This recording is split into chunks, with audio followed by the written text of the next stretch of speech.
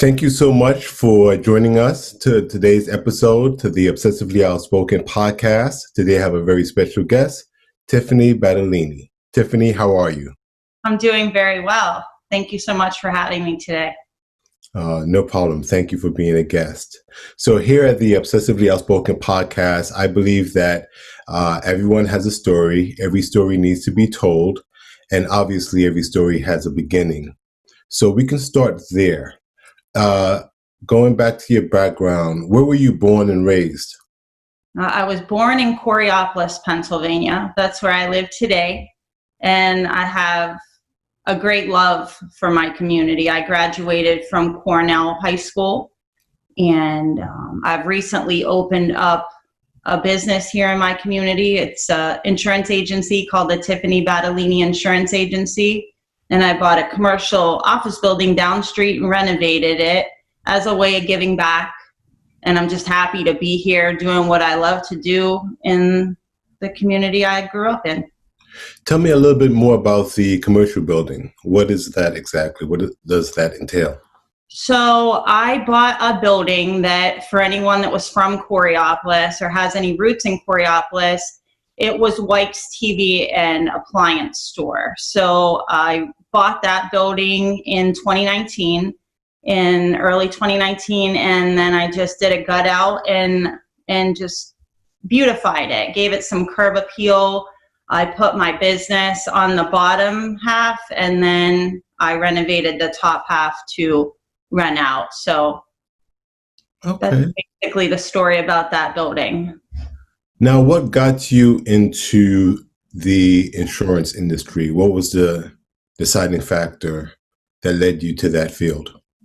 My dad died when I was 12, so I got to learn early on what life insurance was. I heard that term, and then I quickly realized that we didn't have enough, that when my dad passed, it just left us enough to bury him and take care of some things, but growing up without a father, or someone, generally, well, in our family, he would have been the breadwinner, I'm assuming, based on how everything went. So, it was mom had to go to work, and then mom remarried and had another child. And I just kind of felt like I was lingering out there, that like maybe if dad would have left more, I'd have had some money to like go to school, or, there would have been something more for me, but there wasn't. So I just kind of always felt lost, not to go too far in, but just didn't have a good family dynamic after my dad passed away. And then my grandparents that were like everything to me, one passed away, one got dementia, and went into a nursing home. So then I kind of went into foster care because I didn't belong. They kind of like just left me go to the side at 12, and I like bumbled and fumbled throughout life. So I kind of just went into the insurance industry, because I learned that everyone needs life insurance, that tomorrow's not guaranteed. And if you have children, you need to make sure that they're going to be taken care of if you're gone. And I feel like somewhere along the line, it failed me, kind of, and I don't want that to happen to anyone. So I educated myself, obviously, and came out and decided to be an insurance agent. I was a waitress, a career waitress, graduated from college, met a man by the name of Robert Pasco, who became like a father figure to me. He was an insurance agent in town, ironically, on Fifth Avenue, blocks from where my business is today. Okay. And he gave me an opportunity. He gave me a key to the door. He showed me the way. I worked day and night to try to learn the insurance business, and he lit a spark in me and said, "You're going to be an insurance agent someday. You're bright. You have what it takes, and I'm just going to need you to believe in yourself. I believe in you." And that's what I needed. I needed someone to believe in me, to tell me that you can have a life. There's going to be a great comeback story. And like, you can have everything that you ever wanted in life, just like everyone else. Don't sell yourself short. And it took me 22 years in the insurance industry. He's passed away, unfortunately, 2 years ago, but I stayed in the business. I learned all that I could learn. I wanted to be the insurance agency owner young, when I was in my 20s, but, that wasn't realistic. I know that now. It wasn't the time, but my time came. I pushed for it. I just said, please let me do it in my hometown. It's like my dream. I feel like it's meant to be. If I come here, I'll give back to the community, I'll be the brand, and here I am. So it's just about believing in yourself, never giving up hope, and just knowing that if you keep working hard, you do the right thing, good things will come. So Robert was a mentor as well as a father figure. He was, yeah. I waited on him for years with his daughter and his son. And I kind of I loved his story. I got to know him. He was an orphan. And then he had somebody by the name of Father Vince that believed in him when his parents weren't there and he needed someone. So ironically, Robert then came to know my story. He became my someone. I think it's one of those things that, life comes full circle. And if someone believes in you, you go ahead and you turn around and then you believe in someone, you give someone a chance. And I'm just so happy that he gave me the chance or an opportunity, and he believed in me like Father Vince believed in him. So now I feel like I use that. I'm here in the community and I see a lot of people that the world's given up on, that, you feel like, maybe kids don't have guidance, and, maybe they didn't choose that life. They didn't choose the life. They came into the life, and the world says you'll never amount to anything, or your parents turn your back on you and they give up on you. But that's not fair, because without guidance and support, and where are you going to end up, and people need someone to believe in them. If you don't want to go into your experience and force home, that's okay. But I would like for you to just share, if you will, what the experience was like, what you learned, how you still apply some of the things today, just a general experience of that. And how long were you in foster care for? So I'm just going to be so honest. What happened was I came into an environment once my mom married my stepfather, and it was just very abusive. And it was, I was the target to that abuse, my mother and I. And, once my grandparents were gone, they would stand up for me. And we actually moved to Florida. My stepfather, he moved us to Florida for a little while. And while we were there, it was awful. It was just a victim, just of child abuse, and watching my mom be abused. And it was something that we shouldn't have been a part of. Like, if my mom would have been stronger, I feel like we could have got out of there. But so it was verbally, emotionally, mentally, physically. Just very, very bad, very, very bad. And you try to pray your way out of it. Even as a young kid, I would say, gosh, get us out of here, and then just one day, my parents tried to kill me in the middle of the night. And I got out of the house, I left, and I said, I'm not coming back here. And I was just honest. I was honest with the police. I didn't hide my marks anymore. I just didn't want to be there anymore. And I ran away, and then they really didn't know what to do with me. So I went, and a parent, one of my friend's moms took care of me for a while. And then I was there. And then I don't think anyone knew what to do with me. No family member was coming forth. You know, people have their own problems. And I don't believe that any family or, you know, one of my friends could take me. Their parents, that was too much. So basically, I got institutionalized is really, really what happened. After being moved around a lot, they just put me in for depression, pumped me with medications, and I stayed there for years and years of my life because I just believe, like, my stepfather, he had a nervous breakdown at one point and was institutionalized at a place in Palm Beach, Florida, at a residential treatment center. So I think after his stay there, he was like, this is where she's gonna go. So it was a night before Christmas when I was 12. He packed me up in the car. My mom stayed home. He took me there. I went there. They're like, do you want to be here? I was like, yeah, I do. I'll stay here. Yeah.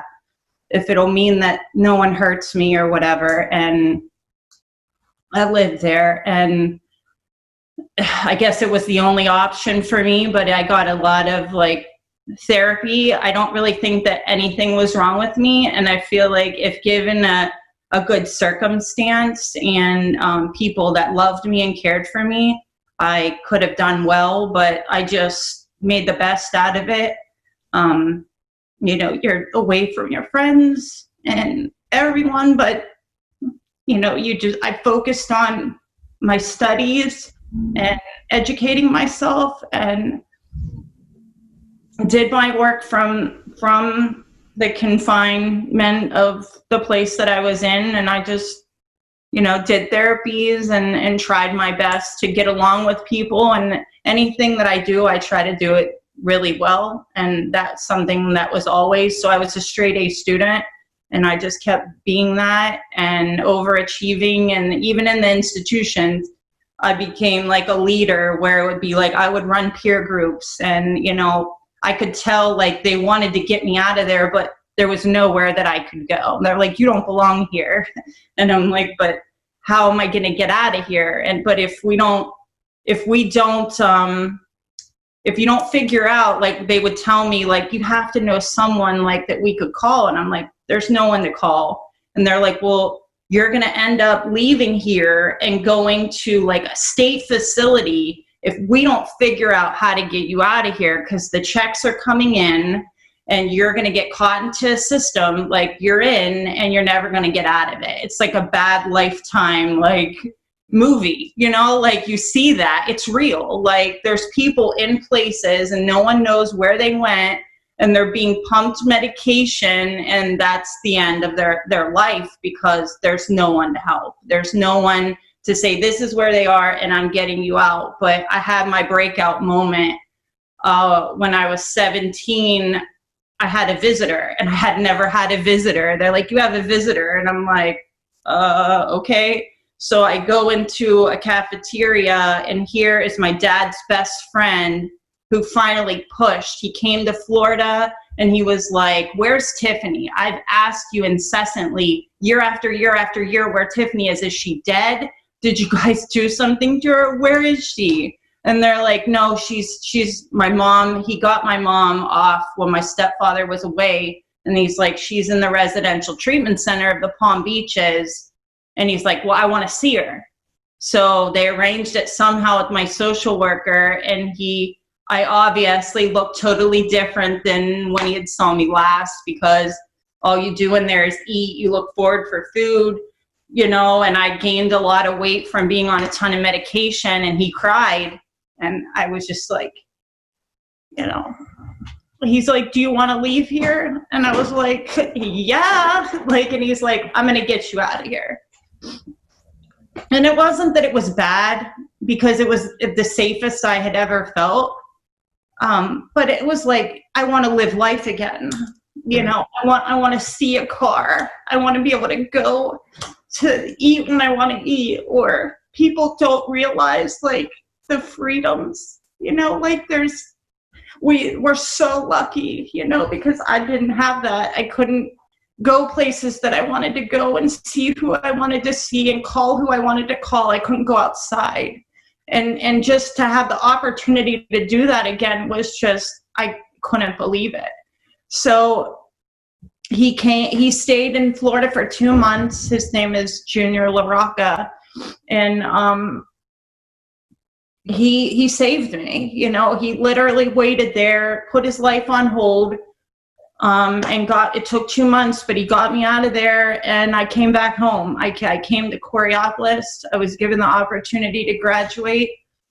You know, everybody was like, get your GED because you're never going to make it in school because it's going to just be enough being in the outside world. And I'm like, no, I'm a straight A student. Like, I need to go to school. So I came. It was tough. That transition from being in like a confined place to getting out there was tough. And I had to go to St. Francis in Pittsburgh every day to get weaned off all the medication that I was on so that, you know, I could get back to life. And I did. I came here in April of 1992. And I just worked on getting weaned off the medication, kind of back into society, enrolled myself in school, got a job at Yanni's restaurant here in Coriopolis, and just tried to change, you know, to change the trajectory of my life. And I'm just grateful that he came to get me. I'm grateful for second chances, and I've embraced every bit of that second chance. And that's my story, you know, just. Well, thank you for sharing. That's a pretty powerful story. I'm curious, you said you only had one visitor from 12 years old to 18 years old. What is things like with your family now? Any cousins, any uncles, aunts? Is there a reconciliation or? Yeah, you know, for a long time, I carried a chip on my shoulder. I'm not saying I had a why me mentality, but like, I didn't really understand, you know, I didn't understand why I had to go through all that. And it was hard. I mean, I sound like, you know, I got out and everything was great, but you know, like to get here, I sometimes don't even know how, but you know, it's just a lot of falls and, you know, ups and downs, and you still come here. And like, I only wanted to stay with that family for a year because they had a life, you know, you're in someone else's home and then you're grateful, but it's time to go. You know what I mean? It's time for me to do what I needed to do and let them do what they needed to do. So no, I mean, the reconciliation didn't happen. It didn't happen soon. You know, to be honest, the forgiveness just came, and about 2 years ago, you know, my mom reached out to me and asked for forgiveness, and my stepfather went through sobriety, and he wrote me a letter, and I told him that I forgave him. You know, I forgive you. I have a sister. For a long time, I have one sister, and for a long time I think that I shunned her out because I didn't understand like why she would never be hit, or like they wouldn't do anything to her, and why she, you know, got to go to a big university, and why like they paid for her college, and why me, you know. But now that I'm older and I understand that, I think this has always been the plan for my life and a purpose. I prayed a lot about it. I have a wonderful pastor. You know, it's crazy, but like since I left that institution and since I left St. Francis, I've never had therapy, been on any medication. I actually hate medication. I'd rather just figure it out. I don't do drugs. I don't drink. I don't smoke. Like, I want to be in the moment, because for so long those years are a cloud. Like, I know what I did, but it was like it's all just foggy, and that was just medicated. And maybe I needed that. I'm probably pretty sure that I did, I needed therapy more than probably anyone. And could I have made it without all that? Yeah. But looking back, I have to forgive everyone, because I don't think they really realize and I don't still think they realize what they did to me. I come out on the other end, and now people want to take credit, like, that's my daughter and look at her, and I always knew that you would be that. No, because you told me that I would never amount to anything, that I was a disappointment. I mean, you threw me away in the garbage like trash. So it's really difficult still for me to forget. I'm never going to forget, but it gave me the fire to go on, and I have to be the better person. I am the better person. I ask God to forgive me for things, so I have to forgive them for things. I want to be shown grace, so I give grace. And I wouldn't be who I am today if I didn't have to experience what I experienced. I have sympathy and empathy. I understand loss. I understand losing it all. I understand having nothing.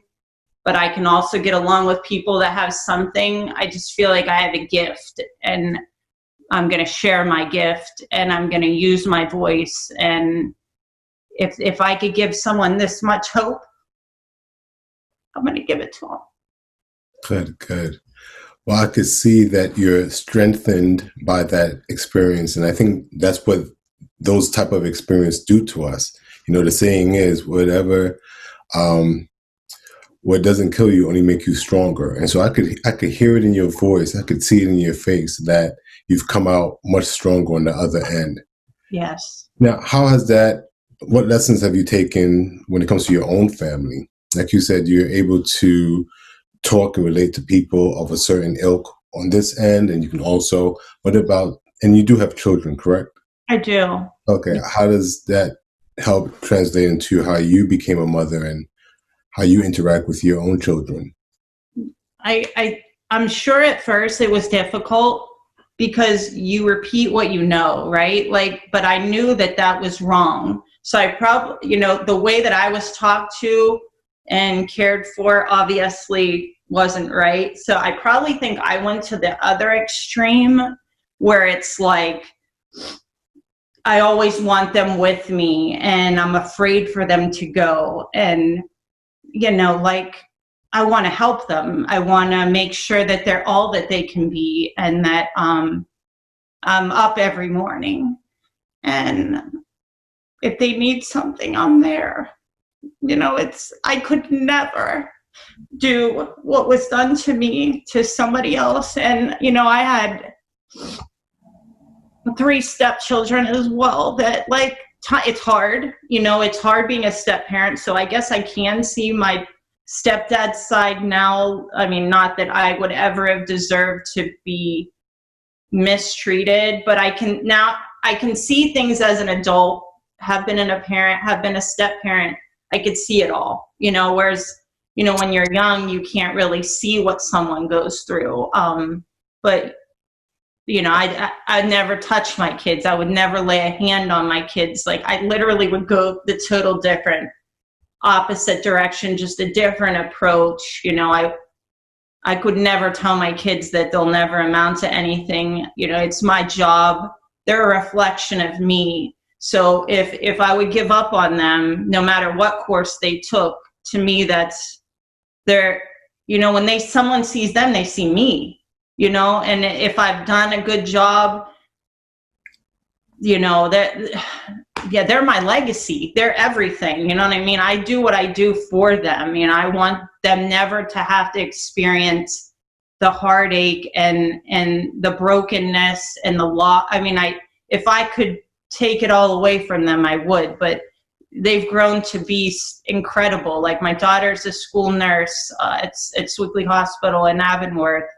and she has such a heart. And I have a grandson now who's my everything. You know, his name's Lonnie, and then I have a middle son that's about to graduate from Robert Morris, who I want to be a part of my business, if not now, someday. And I have a senior in high school, Antonio. You know, they're my everything. And then Haley and Devin and little Paul. You know, I'm just blessed. Yeah. You know, I didn't have a family for a very, very long time, and then God blesses you with all of this. Okay. And I cherish it every day. I could never throw it away, or, you know, I just love it. It's the greatest blessing. I don't know anything better than this. Good.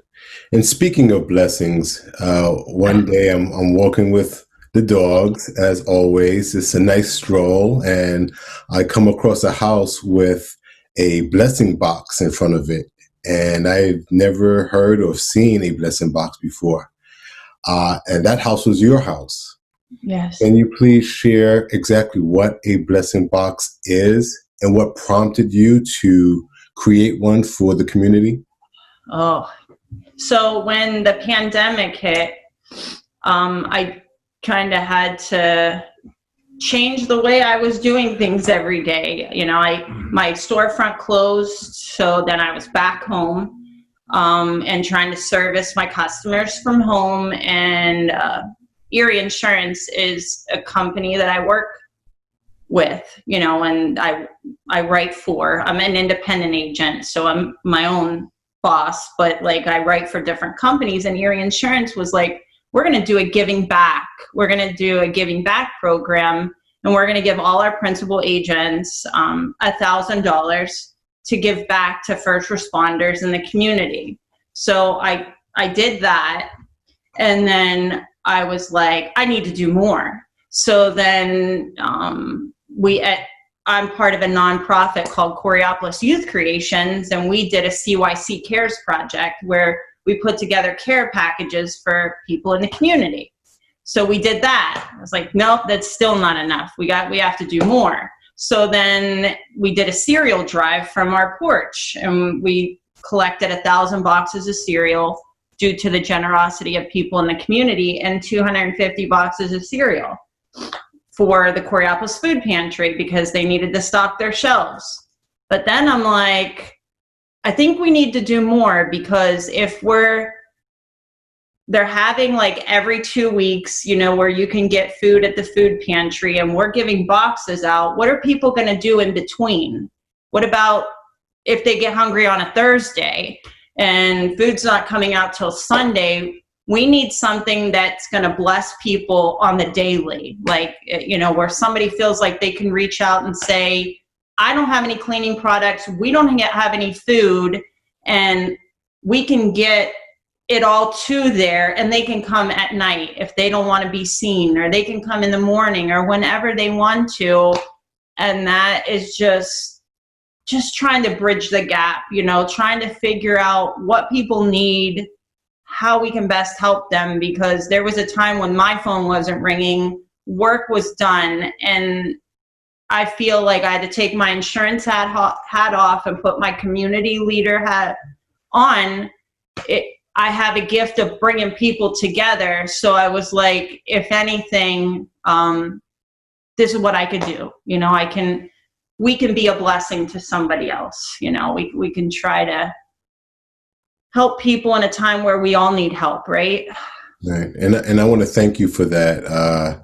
Really appreciate it. And I can't say enough about, you know, when I heard and we talked, that was just really amazing, because we need more people to have that attitude, not just during a pandemic, but in life in general. You know, we have to get back to that communal, feed your neighbor, talk to your neighbor, be there for your friends and family attitude. And I think the pandemic has brought us back to that to some degree. I agree. Definitely. Now, what has the feedback been like? What has the experience been like with the Blessing Box? Wow. Yeah. I mean, they text me and they, wanted to do an article. I guess I never really realized like that it would get to that point, that someone outside of our municipality or like our little town of Coraopolis would even know about it. So like when I was having people call me from Pittsburgh or something, like, how can I donate or what can I do? And then the news is showing up and then I'm like, what is happening? Because to me, it just made sense. Like, it was like, I guess I've been a big community advocate. This is stuff that we always do. So I didn't see it as something like different. If there's a fire, we help people together, like get all their stuff back. If somebody is a victim of domestic abuse and they're trying to get away, we help them do that. If somebody's loved one dies here in Coraopolis, we'll figure it out and get the money together and help get their funeral paid for. That's just what we do. So like the blessing box may seem like a big deal to someone, but this is what we've done for years. We love each other. Like, I just feel like this is a town of love. Like, why wouldn't we? Why wouldn't we feed each other? Why wouldn't we help each other? I know what it's like for people to stay in their own lane and only worry about themselves. And I was a victim of that, where backs were turned. It's not happening to me.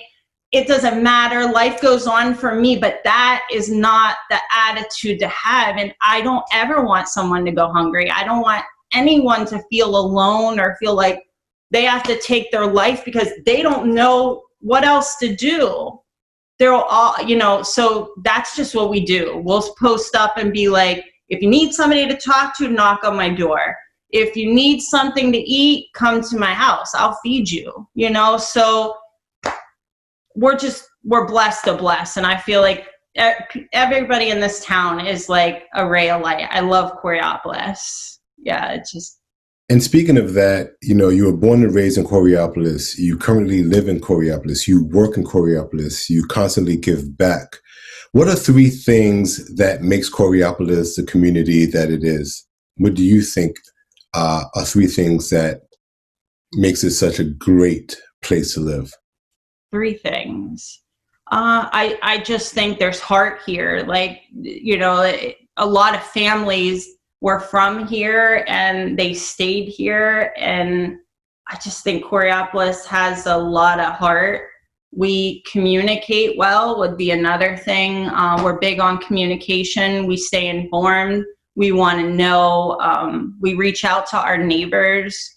I think communication in any relationship is key. Let me know what's going on with you, and then I can help you. If you don't tell me, I don't know. So we keep the line of communication open, and just networking. We have a great network of people that care. So I really think that, having heart is important, being able to communicate, and having a network of people to go to when things fall. And not even when things fall, we celebrate each other too. If something great is going on, we celebrate it, we lift each other up. And I think the world needs more of that. So that's how Coraopolis to me is different. I've never seen really anything like it.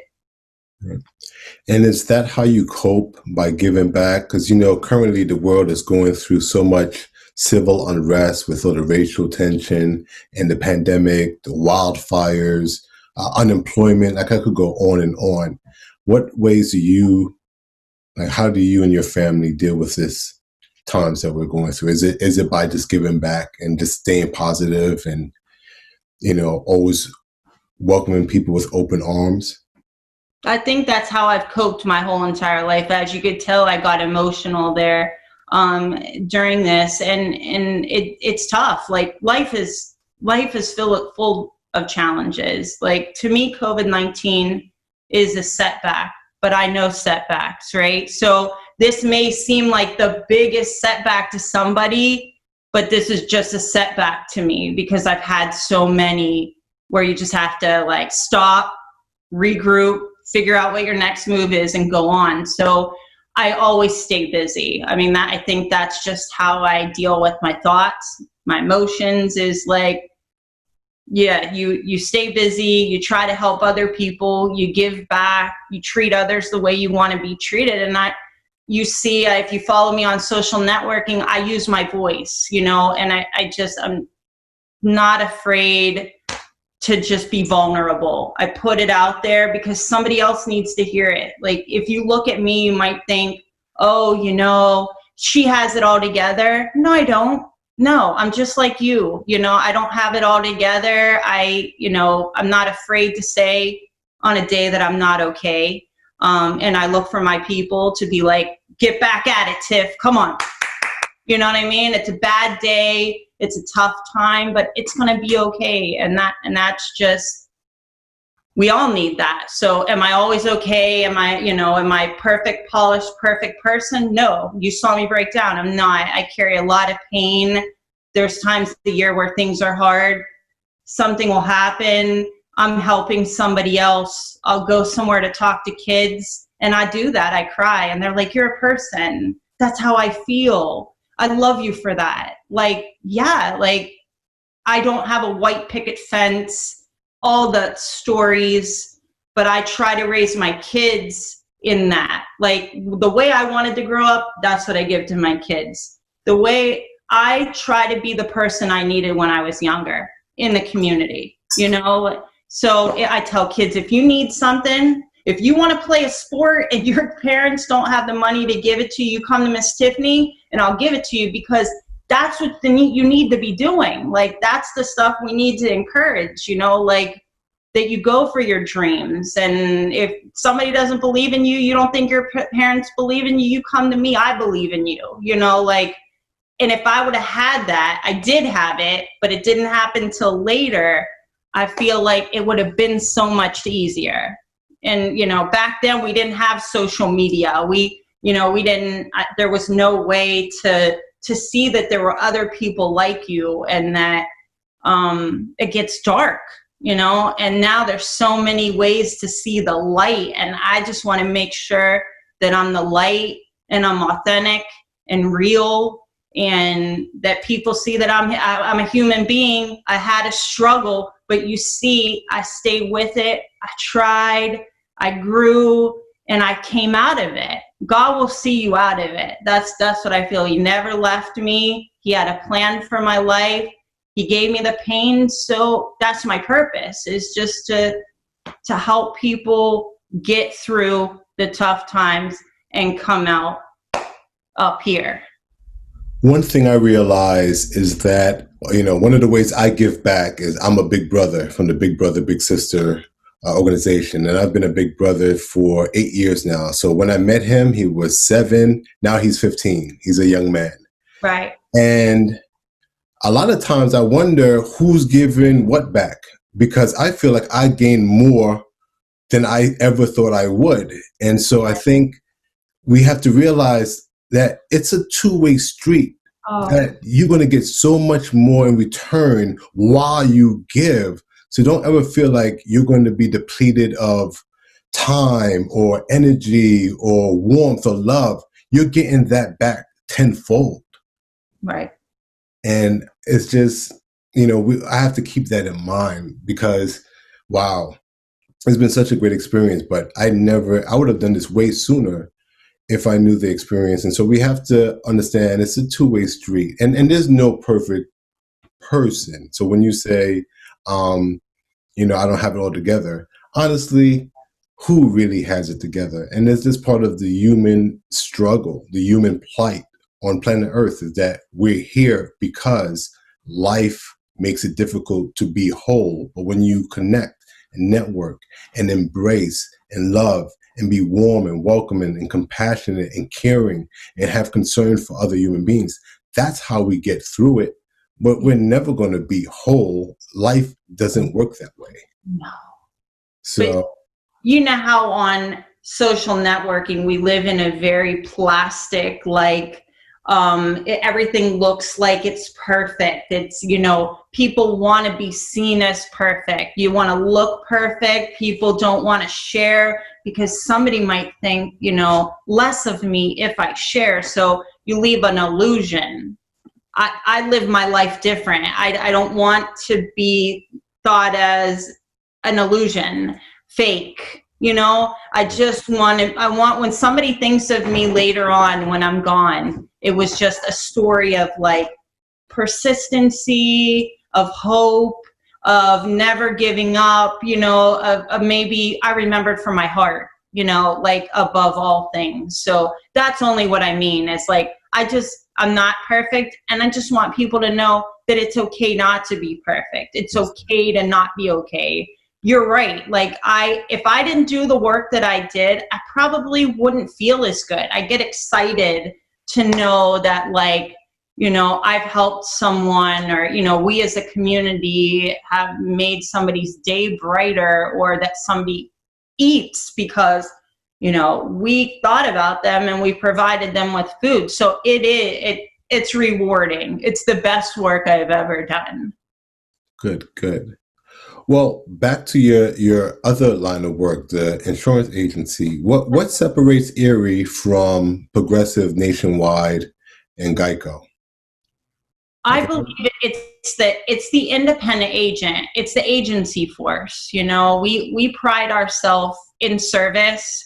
We pride ourselves in giving, our policyholders, the best possible price that we can with coverages. So, there's so many of us, there's so many insurance companies, but I still think that when it all comes down to it, local presence, that's why I wanted to be here. Like as a trusted insurance advisor, someone people know, that if something happens, whether you're my client or not, like you can call upon me and I'm going to tell you the truth. I'm going to tell you like it is. And sometimes I have to have conversations with people and it's hard, but at least, that I'm telling you the way it needs to be told, and that you're getting good, solid advice. So the way Erie is different is Erie's the only company that gave me a chance to make my dream happen the way I wanted it to. They trusted in my vision, in my business plan. They let me bring my agency home to my hometown. And I'm proud to say that I wasn't even an agent last year for 8 months and I brought an award back. And, just the other day I was delivered an award for last year and that feels good, but that's just not me. I'm not self-made. That goes to show you how many people supported me, not just even Coraopolis, in the surrounding area, because people, they really do want to see you do well. I know there's a segment of people that maybe don't want to see you do better than them, but I have to believe that if you support people, they'll support you. And insurance is a relationship business. People don't care how much you know until they know how much you care. And I think I've shown the community that I care. And it's not just to sell insurance, because I've been doing this kind of work long before I had this business down the street. I want better for us. I want a world that when I leave, that my kids can be in and your kids can be in, and that, it's better than it is right now. And it needs a lot, of work, but I really feel that we'll get there, if we use our voices and we just try to be better and show people, the way to be, maybe they don't know. Maybe we have to do a podcast. Maybe we have to go viral, not to get the accolades, but to show people that this is the stuff that you need to be doing in your community to make it better. That's where people get it confused. I don't post up because I want somebody to be like, yes, Tiffany, great, Tiffany, you did a great job.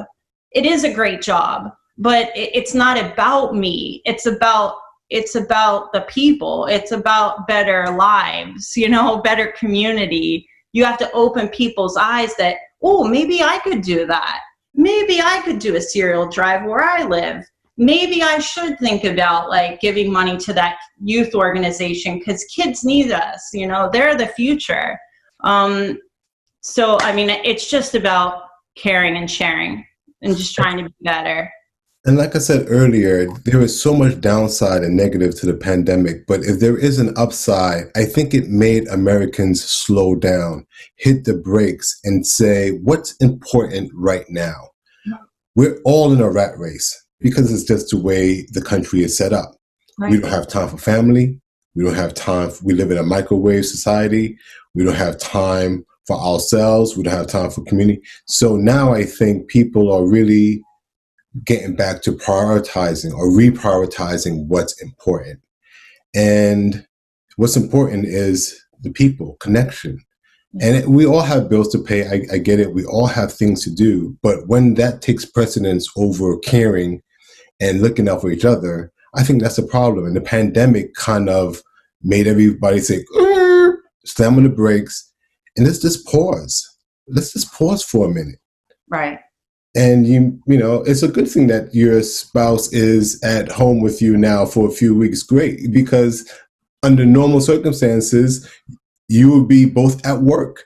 It's maybe good that the kids are not at school right now, just for a little while, so you could all be at home together. Because prior to this, you know, you're ripping and running, taking the kids to school, going to work, getting home, they're on the computer, you're doing this. Like, let's just breathe and relax. And that's what I enjoy most about what I'm seeing now. It's so unfortunate so many people had to die and lives had to be altered. But there's some good now, I believe, is coming out of this. And I think we're going to be better for it as a society post-pandemic. Oh, I absolutely agree with you. I believe that there was a reason for that. I feel like the world was moving too fast and we were supposed to stop. I don't believe that God would want people to lose their life and people to lose family members and all that to happen. But if anything, I know that he wanted to put the brake on because we weren't taking advantage of, you know, being around our family or really like looking at the little things. Like, we don't need all this. I mean, that's just, I mean, I function well without all this. Like, people need a roof over their head, food to eat. We don't really need it all. And I think that probably taught us then that really all we have is each other. I mean, when everything stopped, you don't need to go to the restaurant or the sporting event or all that stuff. What we need is each other. You know, not everybody has somebody. You know, you're lucky if you were in your home and you had, you know, your family or your loved ones or whatever. My heart broke for the people that were home alone, you know, and they were trapped in with just their thoughts. That kind of made me, you know, sad. And, you know, you have to check on your neighbors and think like, you know, I'm sure that those people were afraid, but I think the pandemic, you know, opened our eyes to that we really need to check on each other, love each other, and not be so self-absorbed because there's a whole world outside of us, right? Like, there's a lot going on, people with worse problems than we have. We talked about what your coping mechanisms and how you deal with certain things. Outside of your family and your job, what gets you going in the morning? What's a motivating factor? What makes you tick? What drives you every day? Is there something additional that just makes you just keep going? I just, you know, I just look back on my life and I just want to be better. You know, like when everything's calm, what do? Not very much, but like I seek my Bible for answers. Like I really pray for answers. I don't really look at flesh and blood and like go to a person and say, what am I supposed to do now?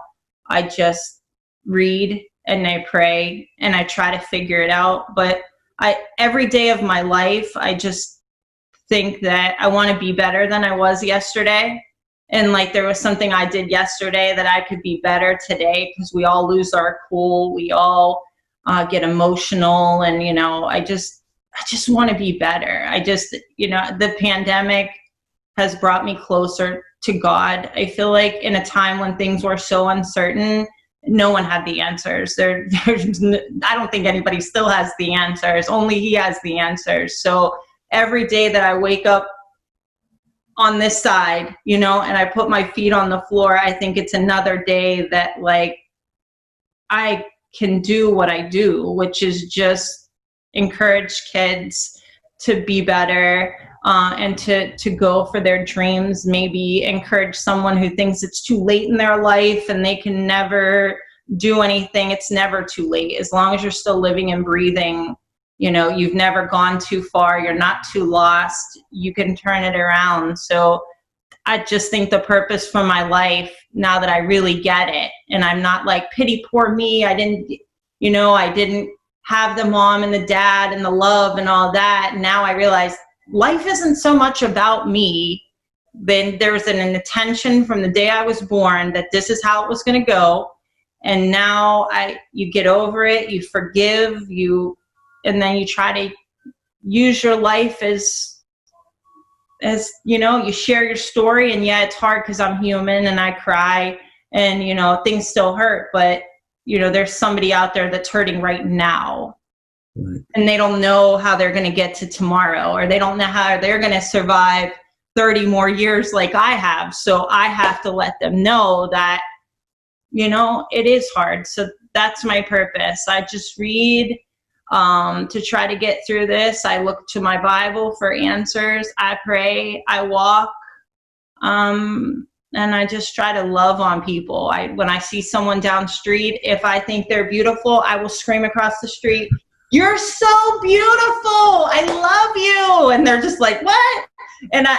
Or "Your grass is great," or "You do such a nice job with your house," because I don't think that there are enough people that they're just a freaking, everybody seems to be so like, we do have to social distance, but we can still we could show love and just be a light, I just want to be a light that, in the darkness, I just want to make sure that I stand out, I think we don't do enough to pour into other people. Right. And the saying is, hurt people hurt people. And I am not making any excuses for your stepdad, but don't you wonder what happened? How do people get this way? And I think one of the major ways that they never were loved. They don't know what love is. They don't know what it looks like. They've never felt it. And so hurt people walk around with giving this misinterpretation of what they think love is. And if they find somebody who don't know what love is, then they're going to stay in that situation no matter how bad it is, because they don't know their self-worth, their self-value, or even self-identity. And so I just wish, like you said, I want to do as much as I can to stop this cycle from happening. I joined Big Brother, Big Sister because my dad walked away. Right. So if I can show just one child what it's like to have someone in their life that cares about you, that loves you, that puts your arm around you and say, "Good job, I'm proud of you," then that could stop the cycle moving forward for him. Right. So I think, yeah, you're right. We have to say, "You're beautiful." Affirmation. Affirmation, and we have to do it for ourselves as well. We need daily reminders that we are trying to be our best self. We do want to be good. We have to continue to tell ourselves that, because I think for a lot of us, in our former years, like you said, we were taught the opposite. You're not going to be anything. You're not going to amount to anything. That's why now we have to be our best cheerleader and also cheer other people on as well. I agree. You did ask me earlier, where I'm at, in my family, And over the past few years, I've really tried to reconnect, and just forgive, have a conversation, and just try to leave the past in the past and move forward, because we're all at a different time. And ironically, my stepfather that you just brought up, he, the cycle continued, like my mom left, thank God. And, she's lived alone for many, many years. And then he remarried, and then he had another stepchild and repeated the cycle. That person will not talk to him, obviously, and didn't even want to talk to his mom anymore. So you know how history repeats itself. And then the wife got tired of the abuse, and then she walked away, and now he's alone. He's alone because, our actions, there's no one to blame but you. But you have to realize at some point that you're the problem. And I'm not sure he's there yet, but he's alone. And he reaches out to me and texts me, and there's days where I don't feel like answering because I'm in my feelings. But then I also know that God will want me to be that person. My husband always says that I'm better than him because he wouldn't do that. And it's hard because I've shared, just like I shared my story with you, I've shared it with other people. But I feel like there's a reason, sometimes I'm all my stepfather has. And, he'll just say, can you help me with this? And I'll take time out of my day. He's not here. He's in Florida, but I'll take time out of my day to try to help him through something, because he's really, really old. He's old now. And he's in sobriety, and he's trying to be better. And I tell him, as long as you talk to me respectably and with kindness, and you don't step off the grid, we'll be okay. But, we're at a different place now. You can't talk bad to me. You cannot say bad things to me. And so far we're doing okay, because he has a sponsor, and it's whatever. I don't forget. I forgive. Now, am I going to go stay at his place, or, is he going to come to my place, and am I going to take him around my kids? I don't think so. But I can still, if he calls on me to help, it's just like anybody else. I can, at this point today, I can help. Do you understand?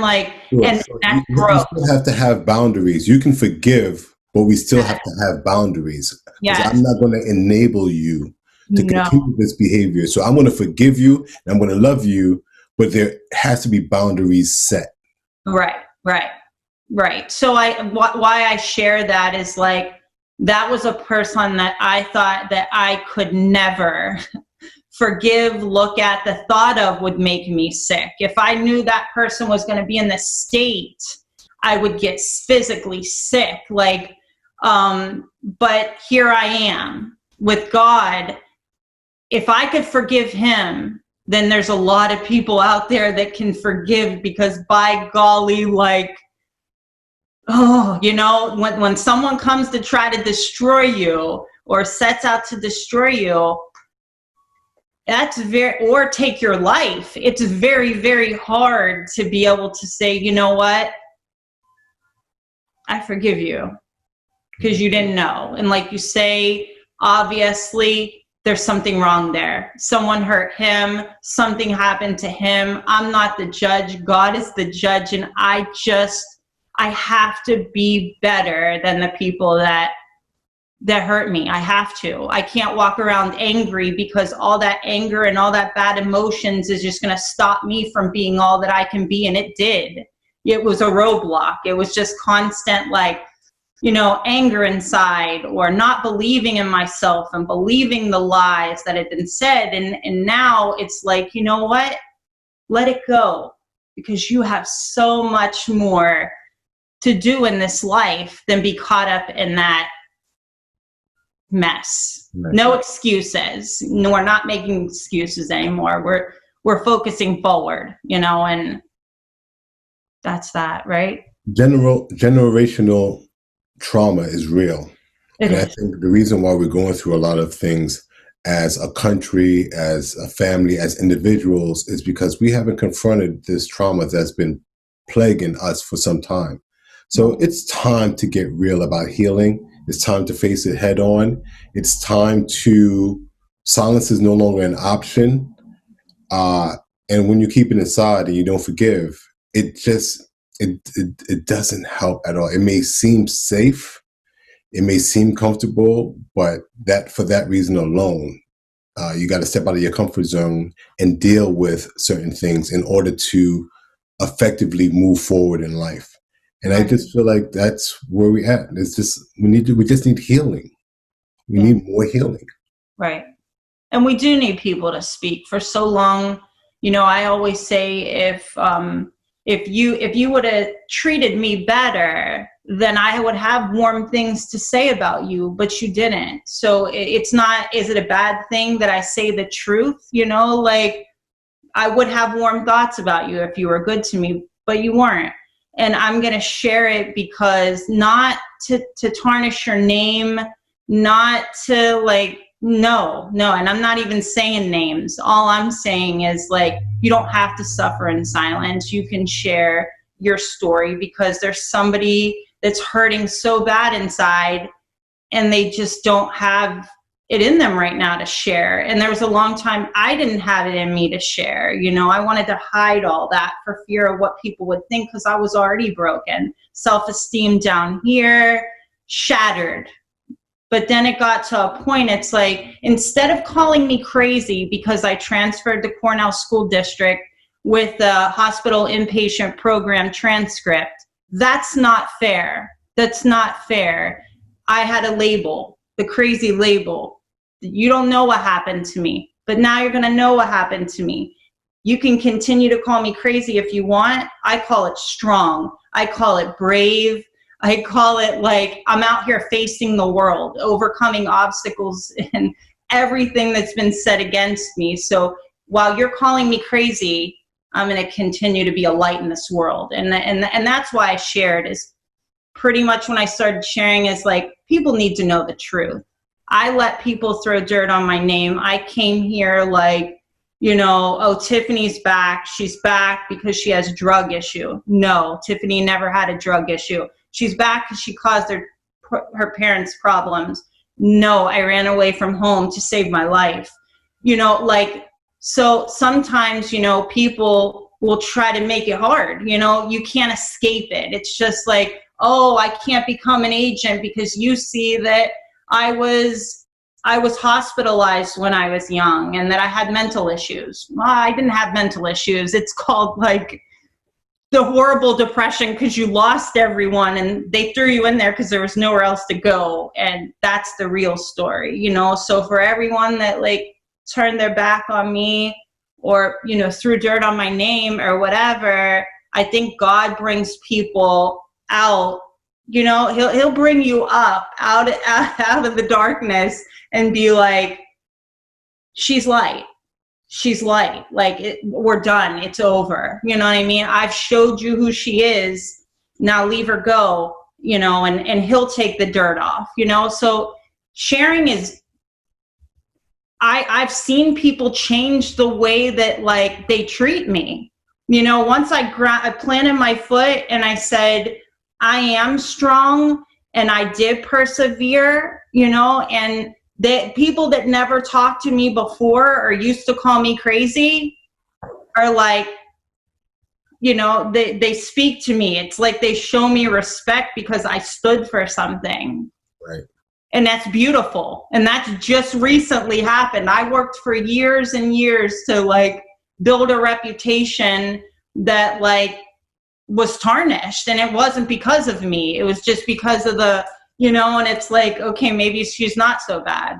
Well, if she was crazy, I don't think she'd be able to be doing what she's doing right now because that takes a lot of, you can't do that and not be somewhat together, give me some credit. I'm showing up, there were tough times, but I'm here, I'm present. And those people who choose to be obstacles in our lives, we like to call them haters, but I like to call them challengers. And I think we all need challengers in our life to take us to that next level. So I don't think we should look at them as haters, look at them as challengers. and they're challenging you, and you're going to withstand because you've been there before. So Right.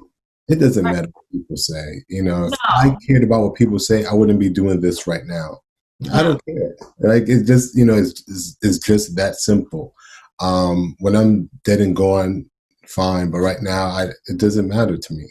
I have a purpose as well, and nothing's going to stop me. No Right. challenger is going to stop me. You're just challenging me to do better. And that's what I need sometimes, because we get complacent and we get comfortable. So keep bringing it on. And I want to continue to do what I'm doing because you're fueling it. So thank you. That's Right. what I look at it. Absolutely. I always say, actually my post today on social media, if you believe in yourself, you're unstoppable. If you listen to all that background, you're just going to get distracted. Like, that's what I just do. I leave them back here because those things are my motivation. It's like, you'll never amount to anything.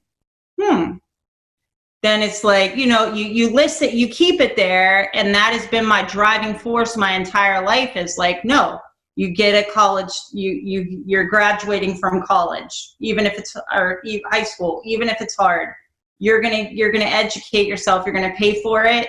You're going to work however many jobs to get that done. You're going to, I'm one of those people that being said, I thank him. I thank them, because I'm out here every day trying to never be what you say of me. I'm going to be a good parent. I'm going to be, somebody that people can look up to. I wasn't always that, but I think people appreciate me because they've seen me struggle, but they've never seen me quit. Like, they saw me when I didn't have anything, and then when I did have something, I'm going to give it to you. You know what I mean? Like, they've seen me homeless, hungry, didn't have a car, pushing the kids down the street, working here, there, and everywhere, knocking on the door, like, can I wash your pots and pans? Because I got to feed my kids today. Sure. That demonstrates a certain level of, like, I'm not going to sit back and feel sorry for myself. I'm going to do whatever I have to do because I'm going to survive, right. Period, And that's what I try to teach kids out here, or anybody. They come to me, people will come to me, they'll share their story with me, and I will tell them, I'm so sorry that happened to you. Sometimes I'll even cry, but how are we going to change things now? What's our next step? How are you going to come out of that? Because you can't sit there.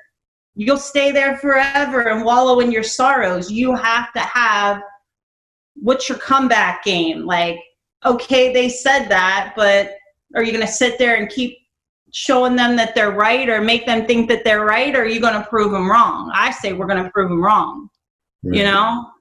So yeah, you just got to believe in yourself, because if you get caught up in all of the other stuff, you'll get lost.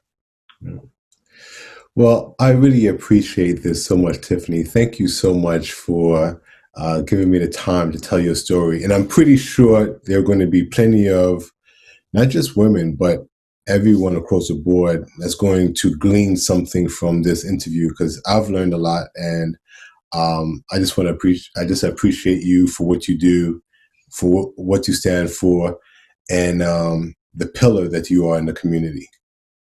Thank you so much. Thank you for letting me share my story, and thank you for thinking of me for this. You're welcome. Now, if someone wants to get a hold of you because they're trying to figure out if they're going to switch insurances, is there like a website or an email or a telephone number that you want to share at this time? Absolutely. My cell phone number is 412-999-6895. I have a business page on Facebook, Tiffany Battaglini Insurance, and I have a website, tiffanybattagliniinsurance.com. My email's easy. It's my first name, last name, @icloud.com. I welcome anyone to call. I'd love to help you. And even if you don't call for insurance, you just call me and we can chat. If you're in a bad way or if you need something, feel free to reach out. Okay. Any last words you want to say before we go? No, just never stop believing in yourself, and let's just love each other and just know that we're all in this together. We're not alone, and together we can change things. Okay, great. Thank you so much. You're welcome here anytime. Thank you, Rem. You're welcome. Take care.